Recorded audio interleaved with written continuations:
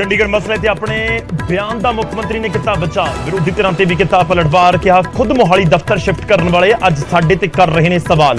अकाली दल का इल्जाम हरियाणा चोणां जितण दे लई केजरीवाल ने सीएम मान तो दबाया बयान।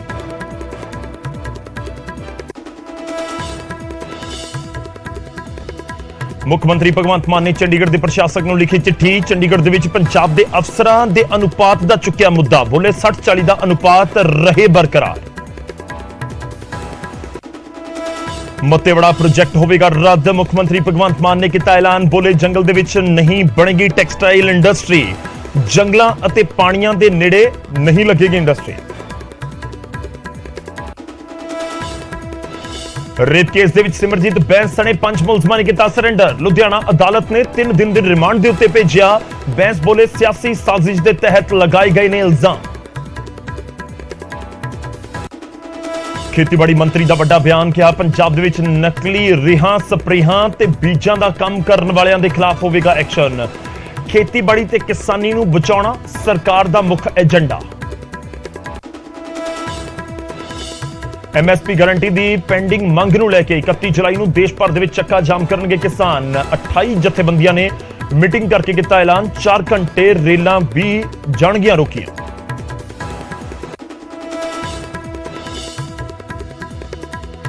मूसेवाला कतलकांड की नहीं होगी सीबीआई जांच, सुप्रीम कोर्ट ने पिटीशन को किया खारिज। कहा अदालत का दरवाजा सब दे लई खुला, पर मामले नूं ना दित्ती जावे सियासी रंगत। हुण हुशियारपुर पुलिस के शिकंजे दे विच लॉरेंस बिश्नोई। हुशियारपुर कोर्ट ने दिता 7 दिन का रिमांड। शराब ठेकेदार ते फायरिंग के मामले दे विच पुछ पड़ताल करेगी पुलिस। गिरफ्तारी के डर तो कैनेडा दे विच गैंगस्टर गोल्डी बराड़ होया अंडरग्राउंड। अपने गुप्त टिकाणे छड्ड के होया फरार। सूत्रां मुताबक गोल्डी दी थां हुण उसदा डम्मी चला रहा है गिरोह।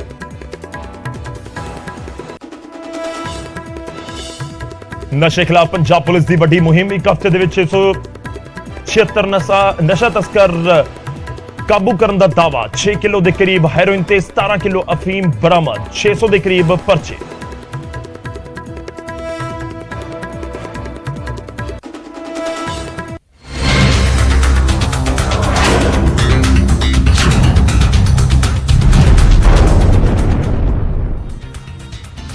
सत श्री अकाल, स्वागत है। गौरव शुक्ला मैं हां तुहाडे नाल हाज़र हां। फर्क तां पैंदा है लैके ते फर्क तां पैंदा दी शुरुआत अज करन जा रहे हां।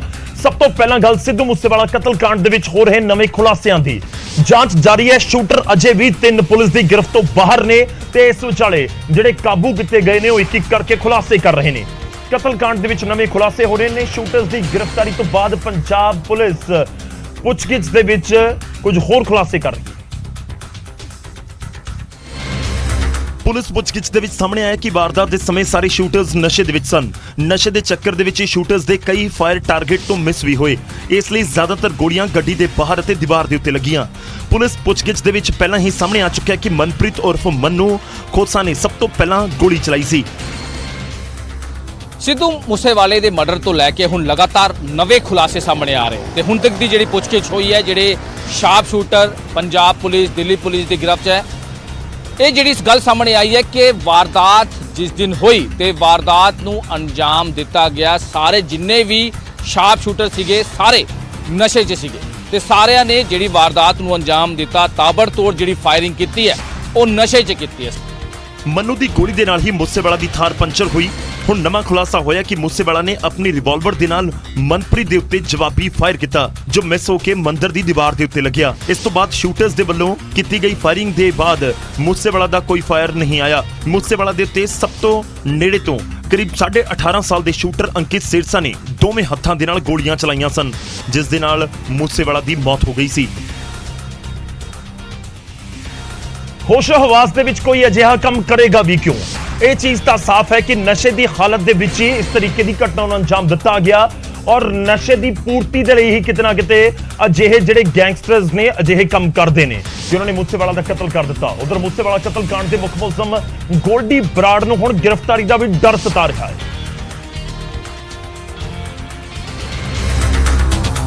ते मूसेवाला नूं मारन दे लई कोडवर्ड दे विच डॉक्टर बनिया गोल्डी बराड़ हुण अंडरग्राउंड हो चुका है ते कैनेडा के अपने गुप्त टिकाणियां तो फरार है।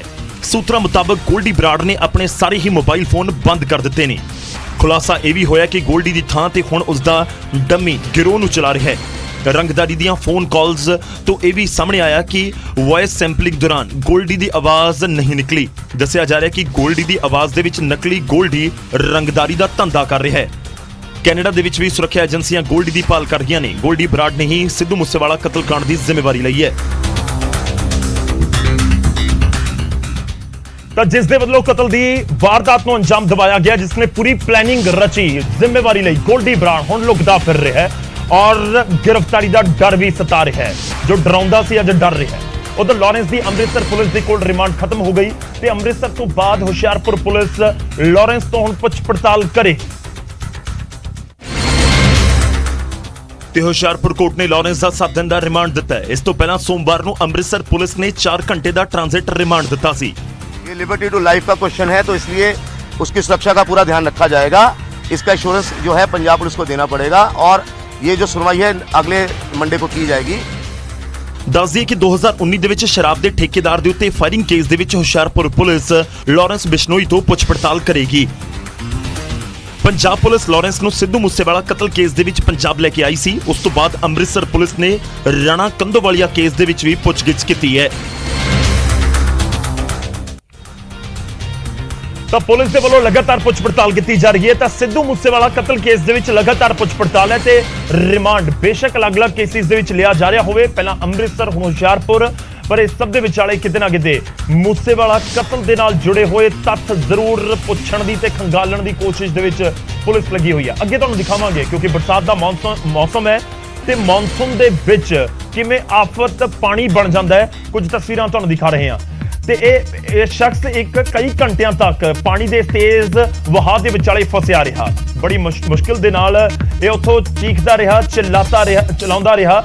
ਪਰ ਹੁਣ ਸਵਾਲ ਇਹ ਹੈ ਕਿ ਇਹ ਕਿੱਥੋਂ ਦੀ ਘਟਨਾ ਹੈ, ਕਿੱਥੋਂ ਦੀ ਇਹ ਵੀਡੀਓ ਹੈ, ਕਿੱਥੇ ਦੀਆਂ ਤਸਵੀਰਾਂ ਨੇ। ਅੱਗੇ ਤੁਹਾਨੂੰ ਦਿਖਾਵਾਂਗੇ ਕਿ ਆਖਿਰ ਪੂਰਾ ਮਾਮਲਾ ਕਿੱਥੋਂ ਦਾ ਹੈ ਤੇ ਕਿਵੇਂ ਇਸ ਨੌਜਵਾਨ ਨੂੰ ਬਚਾਇਆ ਗਿਆ, ਰੈਸਕਿਊ ਕਰ ਲਿਆ ਗਿਆ। ਇਹਨਾਂ ਜ਼ਰੂਰ ਤੁਹਾਨੂੰ ਦੱਸ ਰਹੇ ਹਾਂ। ਲਹਿਰਾਂ ਦੇ ਵਿਚਾਲੇ ਰੈਸਕਿਊ ਹੋਇਆ। ਹੁਣ ਅੱਗੇ ਵਧਦੇ ਹਾਂ। ਪੰਜਾਬੀ ਸਿੰਗਰ ਸਿੱਧੂ ਮੂਸੇਵਾਲਾ ਕਤਲकांड ਮਾਮਲੇ ਦੇ ਵਿੱਚ ਸੀਬੀਆਈ ਦੀ ਜਾਂਚ ਨਹੀਂ ਹੋਵੇਗੀ। ਸੁਪਰੀਮ ਕੋਰਟ ਨੇ ਇਸ ਦੇ ਉੱਤੇ ਸੁਣਵਾਈ ਕਰਨ ਤੋਂ ਇਨਕਾਰ ਕਰ ਦਿੱਤਾ।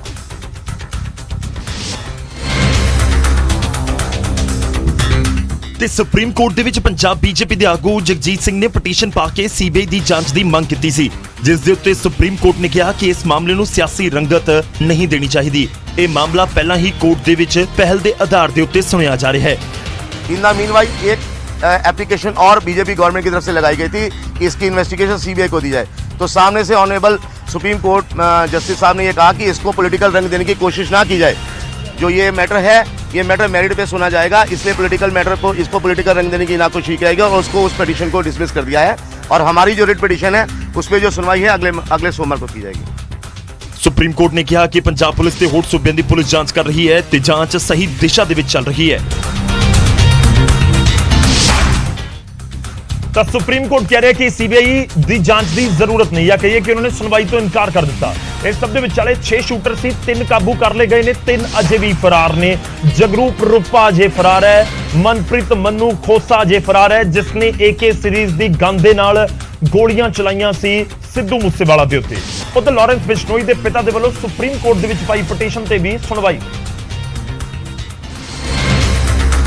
ਤੇ ਹੁਣ ਇਸ ਮਾਮਲੇ ਦੇ ਵਿੱਚ ਅਗਲੇ ਸੋਮਵਾਰ ਨੂੰ ਸੁਣਵਾਈ ਹੋਵੇਗੀ ਤੇ ਸੁਣਵਾਈ ਦੌਰਾਨ ਕੋਰਟ ਦੇ ਵਿੱਚ ਲਾਰੈਂਸ ਦੇ ਵਕੀਲ ਤੇ ਪੰਜਾਬ ਸਰਕਾਰ ਦੇ ਵਕੀਲ ਦੇ ਵਿਚਾਲੇ ਕਾਫੀ ਬਹਿਸ ਵੀ ਹੋਈ। ਇਸ ਦੌਰਾਨ ਪੰਜਾਬ ਸਰਕਾਰ ਦੇ ਵਕੀਲ ਨੇ ਕਿਹਾ ਕਿ ਸਾਡੇ ਕੋਲ ਪਟੀਸ਼ਨ ਦੀ ਕਾਪੀ ਨਹੀਂ ਹੈ, ਜਿਸ ਤੋਂ ਬਾਅਦ ਕੋਰਟ ਨੇ ਕਾਪੀ ਲਾਰੈਂਸ ਦੇ ਵਕੀਲ ਨੂੰ ਦੇਣ ਦੇ ਲਈ ਕਿਹਾ। लॉरेंस बिश्नोई के लिए उनके फादर श्री लोविंदर बिश्नोई जी के द्वारा ऑनरेबल सुप्रीम कोर्ट के सामने एक रिट पिटीशन फाइल की गई थी, जिसकी सुनवाई थी। हमें उनको रिट पिटीशन की कॉपी फाइल सप्लाई करने के लिए बोला है और उनको सामने से डायरेक्शन दी गई है कि आपने जो भी इसके अंदर अपना काउंटर करना है वो उसको आप रिटर्न में फाइल कर दीजिए। ਉਧਰ ਅਦਾਲਤ ਦੇ ਵਿੱਚ ਲਾਰੈਂਸ ਦੇ ਵਕੀਲ ਨੇ ਲਾਰੈਂਸ ਦੀ ਸੁਰੱਖਿਆ ਨੂੰ ਲੈ ਕੇ ਵੀ ਸਵਾਲ ਕੀਤੇ, ਜਿਸ ਤੋਂ ਬਾਅਦ ਕੋਰਟ ਦੇ ਵਿੱਚ ਪੰਜਾਬ ਸਰਕਾਰ ਦੇ ਵਕੀਲ ਨੇ ਲਾਰੈਂਸ ਦੀ ਸੁਰੱਖਿਆ ਦਾ ਭਰੋਸਾ ਦਿਵਾਇਆ। उसकी सुरक्षा का पूरा ध्यान रखा जाएगा। इसका इंश्योरेंस जो है पंजाब पुलिस को देना पड़ेगा और ये जो सुनवाई है अगले मंडे को की जाएगी। ਦੱਸ ਦਈਏ ਕਿ ਲਾਰੈਂਸ ਦੇ ਪਿਤਾ ਨੇ ਸੁਪਰੀਮ ਕੋਰਟ ਦੇ ਵਿੱਚ ਲਾਰੈਂਸ ਦੀ ਮਾਨਸਾ ਪੁਲਿਸ ਨੂੰ ਟ੍ਰਾਂਜ਼ਿਟ ਰਿਮਾਂਡ ਦੇਣ ਦੇ ਵਿਰੋਧ ਦੇ ਵਿੱਚ ਪਟੀਸ਼ਨ ਪਾਈ ਹੈ। ਤਾਂ ਟ੍ਰਾਂਜ਼ਿਟ ਰਿਮਾਂਡ ਇੱਕ ਕੇਸ ਦੇ ਵਿੱਚ ਤੋਂ ਦੂਜੇ ਕੇਸ ਦੇ ਵਿੱਚ ਦਿੱਤਾ ਜਾ ਰਿਹਾ। ਪਹਿਲਾਂ ਟ੍ਰਾਂਜ਼ਿਟ ਰਿਮਾਂਡ ਦੇ ਉੱਤੇ ਦਿੱਲੀ ਤੋਂ ਪੰਜਾਬ ਲੈ ਕੇ ਪਹੁੰਚੀ ਪੁਲਿਸ ਮਾਨਸਾ, ਮਾਨਸਾ ਤੋਂ ਫਿਰ ਅੰਮ੍ਰਿਤਸਰ ਪੁਲਿਸ ਨੇ ਲਾਰੈਂਸ ਬਿਸ਼ਨੋਈ ਦਾ ਟ੍ਰਾਂਜ਼ਿਟ ਰਿਮਾਂਡ ਲੈ ਕੇ ਰਿਮਾਂਡ ਹਾਸਲ ਕਰ ਲਿਆ। ਹੁਣ ਹੁਸ਼ਿਆਰਪੁਰ ਪਹੁੰਚਿਆ ਹੋਇਆ ਹੈ ਤੇ ਲਗਾਤਾਰ ਵੱਖ-ਵੱਖ ਕੇਸਾਂ ਦੇ ਨਾਲ ਕਰੀਬ 17 ਕੇਸ ਦਰਜ ਨੇ ਪੰਜਾਬ ਦੇ ਵਿੱਚ ਲਾਰੈਂਸ ਬਿਸ਼ਨੋਈ ਦੇ ਉੱਤੇ। ਤਾਂ ਵੱਖ-ਵੱਖ ਕੇਸਾਂ ਦੇ ਨਾਲ ਸਿੱਧੂ ਮੂਸੇਵਾਲਾ ਕਤਲ ਕੇਸ ਦੇ ਵਿੱਚ ਵੀ ਲਗਾਤਾਰ ਸਵਾਲ ਜਵਾਬ ਹੋ ਰਹੇ ਨੇ। ਉਧਰ ਰਾਜਪੁਰਾ ਦੇ ਸਾਬਕਾ ਕਾਂਗਰਸ ਵਿਧਾਇਕ ਹਰਦਿਆਲ ਕੰਬੋਜ ਨੂੰ ਧਮਕੀ ਮਿਲੀ ਹੈ। ਉਹਨਾਂ ਨੇ ਇਸ ਸੰਬੰਧ ਦੇ ਵਿੱਚ ਉਹਨਾਂ ਨੇ ਸ਼ਿਕਾਇਤ ਵੀ ਦਿੱਤੀ ਹੈ ਲਿਖਤੀ ਤੌਰ ਦੇ ਉੱਤੇ ਡੀਜੀਪੀ ਨੂੰ। ਹਰਦਿਆਲ ਕੰਬੋਜ ਨੂੰ ਵਿਦੇਸ਼ੀ ਨੰਬਰਾਂ ਤੋਂ ਲਗਾਤਾਰ ਕਾਲ ਕਰਕੇ ਫਿਰੌਤੀ ਮੰਗੀ ਜਾ ਰਹੀ ਹੈ। ਸਾਬਕਾ ਵਿਧਾਇਕ ਪੁਲਿਸ ਨੂੰ ਇਸ ਬਾਰੇ ਦੇ ਵਿੱਚ ਲਿਖਤ ਸ਼ਿਕਾਇਤ ਦੇ ਚੁੱਕੇ ਨੇ। ਕੰਬੋਜ ਨੇ ਲਿਖਤ ਦੇ ਵਿੱਚ ਡੀਜੀਪੀ ਨੂੰ ਦਿੱਤੀ ਸ਼ਿਕਾਇਤ ਦੇ ਵਿੱਚ ਦੱਸਿਆ ਹੈ ਕਿ ਉਹਨਾਂ ਨੂੰ ਧਮਕੀ ਭਰੀ ਕਾਲ ਆਈ। 15 ਜੂਨ ਤੋਂ ਲਗਾਤਾਰ ਉਹਨਾਂ ਨੂੰ ਧਮਕਾਇਆ ਜਾ ਰਿਹਾ ਹੈ। ਉਹਨਾਂ ਨੇ ਪੁਲਿਸ ਤੋਂ ਮੰਗ ਕੀਤੀ ਹੈ ਕਿ ਫੌਰਨ ਇਹਨਾਂ ਨੰਬਰਾਂ ਨੂੰ ਵੈਰੀਫਾਈ ਕਰਕੇ ਧਮਕੀ ਦੇਣ ਵਾਲੇ ਨੂੰ ਗ੍ਰਿਫਤਾਰ ਕੀਤਾ ਜਾਵੇ। ਇਸ ਤੋਂ ਇਲਾਵਾ ਉਹਨਾਂ ਦੇ ਬੇਟੇ ਨੇ ਇਲਜ਼ਾਮ ਲਗਾਇਆ ਕਿ ਸਾਬਕਾ ਵਿਧਾਇਕ ਦਾ ਫੇਸਬੁੱਕ ਅਕਾਊਂਟ ਵੀ ਹੈਕ ਕੀਤਾ ਗਿਆ। ਅਸੀਂ ਕਾਫੀ ਦਿਨ ਪਹਿਲਾਂ ਪਟਿਆਲਾ ਪੁਲਿਸ ਨੂੰ ਇਸ ਬਾਰੇ ਜਾਣਕਾਰੀ ਦਿੱਤੀ ਸੀ ਕਿ ਸਾਬਕਾ ਵਿਧਾਇਕ ਨੂੰ ਵਿਦੇਸ਼ਾਂ ਤੋਂ ਧਮਕੀ ਭਰੇ ਫੋਨ ਆ ਰਹੇ ਨੇ, ਪਰ ਇਸ ਦੇ ਉੱਤੇ ਪੁਲਿਸ ਨੇ ਕੋਈ ਕਾਰਵਾਈ ਨਹੀਂ ਕੀਤੀ। ਉਲਟਾ ਸੁਰੱਖਿਆ ਵੀ ਹਟਾ ਲਈ ਗਈ। ਹੁਣ ਅੱਗੇ ਵਧਣ ਅਗਲੀ ਖਬਰ ਦਾ ਰੁਖ ਕਰਦੇ ਹਾਂ। ਖੇਤੀਬਾੜੀ ਵਿਭਾਗ ਦੇ ਵਿੱਚ ਘਪਲੇ ਦਾ ਇੱਕ ਮਾਮਲਾ, ਕਥਿਤ ਮਾਮਲਾ ਸਾਹਮਣੇ ਆ ਰਿਹਾ ਹੈ। ਖੇਤੀਬਾੜੀ ਮੰਤਰੀ ਕੁਲਦੀਪ ਸਿੰਘ ਧਾਲੀਵਾਲ ਨੇ ਇੱਕ ਵੱਡਾ ਬਿਆਨ ਦਿੱਤਾ ਤੇ ਉਹਨਾਂ ਨੇ ਕਿਹਾ ਕਿ ਜਿੱਥੇ ਘੁਟਾਲਾ ਹੋਇਆ ਕਾਰਵਾਈ ਕਰਾਂਗੇ। ਤਾਂ ਕਿ ਖੇਤੀਬਾੜੀ ਵਿਭਾਗ ਦੇ ਵਿੱਚ ਕੋਈ ਘੁਟਾਲਾ ਹੋਇਆ ਇੱਕ ਵੱਡਾ ਸਵਾਲ ਜ਼ਰੂਰ ਹੈ, ਕਿਉਂਕਿ ਬਿਆਨ ਖੇਤੀਬਾੜੀ ਮੰਤਰੀ ਦੇ ਵੱਲੋਂ ਖੁਦ ਦਿੱਤਾ ਗਿਆ ਤੇ ਉਹਨਾਂ ਨੇ ਕਿਹਾ ਕਿ ਖੇਤੀਬਾੜੀ ਵਿਭਾਗ ਦੇ ਵਿੱਚ ਵੀ ਜਾਂਚ ਚੱਲ ਰਹੀ ਹੈ। ਜੇ ਸਾਬਕਾ ਸੀਐਮ ਵੀ ਹੋਏ ਤਾਂ ਬਖਸ਼ਾਂਗੇ ਨਹੀਂ। ਕੁਲਦੀਪ ਧਾਲੀਵਾਲ ਦੀ ਇਹ ਵੱਡੀ ਸਟੇਟਮੈਂਟ ਹੈ। ਤੁਹਾਨੂੰ ਦੱਸ ਦਈਏ ਕਿ ਜਦੋਂ ਸਰਕਾਰ ਬਣੀ ਪੰਜਾਬ ਦੇ ਵਿੱਚ ਤਾਂ ਖੇਤੀਬਾੜੀ ਡਿਪਾਰਟਮੈਂਟ ਹੈ ਜਿਹੜਾ ਉਹ ਮੁੱਖ ਮੰਤਰੀ ਭਗਵੰਤ ਮਾਨ ਦੇ ਕੋਲ ਹੀ ਸੀ। ਹਾਲ ਹੀ ਦੇ ਵਿੱਚ ਜਦੋਂ ਨਵੇਂ ਮੰਤਰੀਆਂ ਨੇ ਸਹੁੰ ਚੁੱਕੀ ਹੈ ਤਾਂ ਉਸ ਤੋਂ ਬਾਅਦ ਜਿਹੜੇ ਵਿਭਾਗ ਵੰਡੇ ਗਏ ਨੇ ਉਹਨਾਂ ਦੇ ਵਿੱਚ ਖੇਤੀਬਾੜੀ ਵਿਭਾਗ ਜਿਹੜਾ ਹੈ ਉਹ ਕੁਲਦੀਪ ਧਾਲੀਵਾਲ ਹੋਰਾਂ ਨੂੰ ਦੇ ਦਿੱਤਾ ਗਿਆ। ਉਹਨਾਂ ਕੋਲ ਪਹਿਲਾਂ ਹੀ ਪਿੰਡੂ ਪੰਚਾਇਤ ਮੰਤਰਾਲਾ ਸੀ ਤੇ ਹੁਣ ਉਹਨਾਂ ਦੇ ਕੋਲ ਖੇਤੀਬਾੜੀ ਵਿਭਾਗ ਵੀ ਹੈ ਤੇ ਉਹਨਾਂ ਨੇ ਕਿਹਾ ਕਿ ਪੰਜਾਬ ਦੇ ਵਿੱਚ ਰੇਹਾਂ ਸਪਰੇਹਾਂ ਨੂੰ ਲੈ ਕੇ ਵੀ ਅਸੀਂ ਜਾਂਚ ਕਰ ਰਹੇ ਹਾਂ, ਕਿਉਂਕਿ ਰੇਹਾਂ ਸਪਰੇਆਂ ਨੂੰ ਲੈ ਕੇ ਪਹਿਲਾਂ ਵੀ ਇਲਜ਼ਾਮ ਲੱਗਦੇ ਰਹੇ ਨੇ ਕਿ ਡੁਪਲੀਕੇਟ ਵੇਚੀਆਂ ਜਾ ਰਹੀਆਂ ਨੇ, ਜਿਸ ਦੀ ਵਜ੍ਹਾ ਨਾਲ ਫਸਲਾਂ ਖਰਾਬ ਹੁੰਦੀਆਂ ਨੇ। ਔਰ ਉਹਨਾਂ ਨੇ ਇੱਥੋਂ ਤੱਕ ਕਹਿ ਦਿੱਤਾ ਕਿ ਜੇ ਸਾਬਕਾ ਸੀਐਮ ਵੀ ਹੋਏ ਨਾ ਅਸੀਂ ਬਖਸ਼ਾਂਗੇ ਨਹੀਂ। ਇਹ ਜਾਣਕਾਰੀ ਇਕੱਠੀ ਕਰ ਰਹੇ, ਜਿਹੜਾ ਕੋਈ ਕਪਲਾ ਹੋਇਆ ਹੋਊਗਾ ਤੁਹਾਡੇ ਸਾਹਮਣੇ ਲਾਵਾਂਗੇ। ਸਰ ਕਿਉਂ ਨਹੀਂ ਹੋਊਗੀ, ਹਰ ਕਿਤੇ ਖਿਲਾਫ ਹੋਊਗੀ। ਮੈਂ ਤਾਂ ਪਹਿਲੇ ਦਿਨ ਤੋਂ ਦੇਖੋ ਪੰਚਾਇਤੀ ਰਾਜ 'ਚ ਵੀ ਆਪਾਂ ਕਹਿੰਦੇ ਆ ਕਿ ਚਾਹੇ ਕਿਸੇ ਨੇ ਪਿੰਡ ਦੇ ਸਧਾਰਨ ਬੰਦੇ ਦੇ ਜ਼ਮੀਨ ਮੱਲੀ ਆ ਜਾਂ ਵੱਡੇ ਤੋਂ ਵੱਡੀ ਕਿਸੇ ਦੇ ਮੱਲੀ ਆ, ਆਪਾਂ ਹਰ ਬੰਦੇ ਦੇ ਸਰ ਪੰਜਾਬ ਦਾ ਜਿਸ ਵੀ ਬੰਦੇ ਨੇ ਨੁਕਸਾਨ ਕੀਤਾ, ਉਹ ਕੋਈ ਟੌਪ ਦਾ ਅਧਿਕਾਰੀ ਆ, ਉਹ ਕੋਈ ਐਮਐਲਏ ਆ, ਉਹ ਕੋਈ ਮਿਨਿਸਟਰ ਆ, ਉਹ ਕੋਈ ਸਾਬਕਾ ਮੰਤਰੀ ਆ, ਸਾਬਕਾ ਮੁੱਖ ਮੰਤਰੀ ਆ, ਆਪਾਂ ਨਾਂ ਨਹੀਂ ਕਿਸੇ ਦਾ ਲੈਂਦੇ, ਪਰ ਆਪਾਂ ਇਹ ਗੱਲ ਕਹਿੰਦੇ ਆ ਕਿ ਜਿੰਨੇ ਵੀ ਪੰਜਾਬ ਦੇ ਵਿੱਚ ਕਰਪਸ਼ਨ ਕੀਤੀ ਆ ਉਹ ਸਾਰੇ ਬੰਦੇ ਦੇ ਖਿਲਾਫ ਸਰਦਾਰ ਭਗਵੰਤ ਸਿੰਘ ਮਾਨ ਦੀ ਸਰਕਾਰ ਜਿਹੜੀ ਉਹ ਕਾਰਵਾਈ ਕਰੇ। ਕਾਬਿਲੇ ਗੌਰ ਹੈ ਕਿ ਕੈਪਟਨ ਅਮਰਿੰਦਰ ਸਿੰਘ ਜਦੋਂ ਪੰਜਾਬ ਦੇ ਮੁੱਖ ਮੰਤਰੀ ਸਨ ਤਾਂ ਖੇਤੀਬਾੜੀ ਮੰਤਰਾਲਾ ਉਹਨਾਂ ਦੇ ਕੋਲ ਹੀ ਸੀ, ਯਾਨੀ ਕਿ ਸੀਐਮ ਨੇ ਖੁਦ ਦੇ ਕੋਲ ਰੱਖਿਆ ਹੋਇਆ ਸੀ। ਤਾਂ ਕਿ ਹੁਣ ਜਿਹੜੀ ਸੂਈ ਹੈ ਜਾਂ ਕਹੀਏ ਕਿ ਰਡਾਰ ਦੇ ਉੱਤੇ ਸਾਬਕਾ ਮੁੱਖ ਮੰਤਰੀ ਆ ਚੁੱਕੇ ਨੇ ਸਰਕਾਰ ਦੇ, ਵੱਡਾ ਸਵਾਲ ਹੈ। ਫਿਰ ਅੱਗੇ ਵਧਦੇ ਹਾਂ ਤੇ ਗੱਲ ਕਰਾਂਗੇ ਮੱਤੇਵਾੜਾ ਪ੍ਰੋਜੈਕਟ ਦੀ। ਕੇਂਦਰ ਸਰਕਾਰ ਦੇ ਮੱਤੇਵਾੜਾ ਪ੍ਰੋਜੈਕਟ ਨੂੰ ਪੰਜਾਬ ਸਰਕਾਰ ਨੇ ਰੱਦ ਕਰ ਦਿੱਤਾ ਹੈ।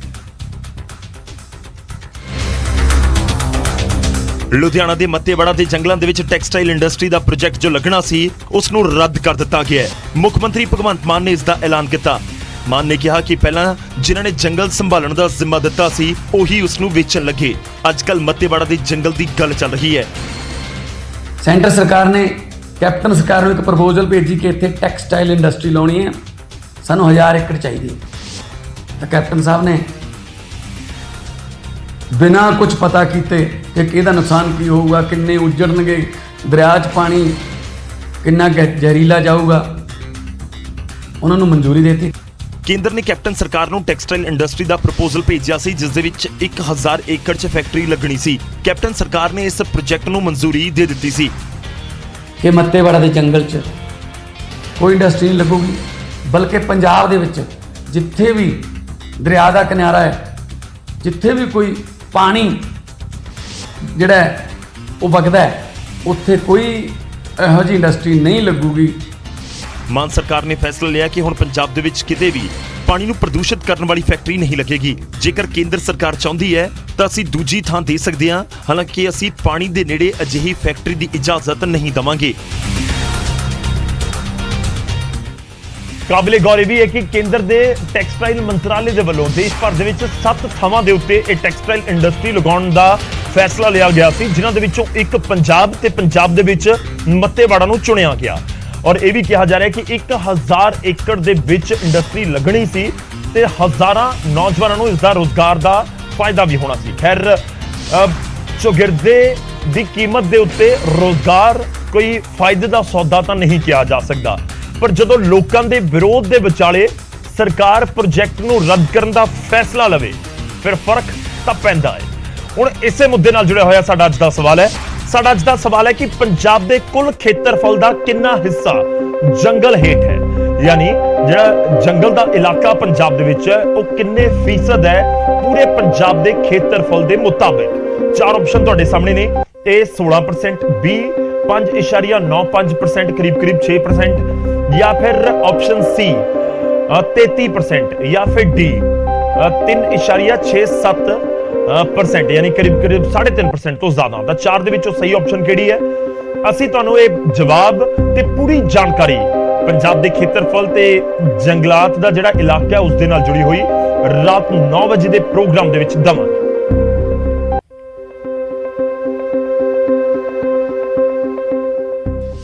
ਉਧਰ ਕਾਂਗੜਾ ਦੇ ਚੰਬੀ ਦਰਿਆ ਦੇ ਵਿੱਚ ਅਚਾਨਕ ਆਏ ਬਹਾਵ ਦੀ ਵਜ੍ਹਾ ਨਾਲ ਇੱਕ ਨੌਜਵਾਨ ਉੱਥੇ ਫਸ ਗਿਆ।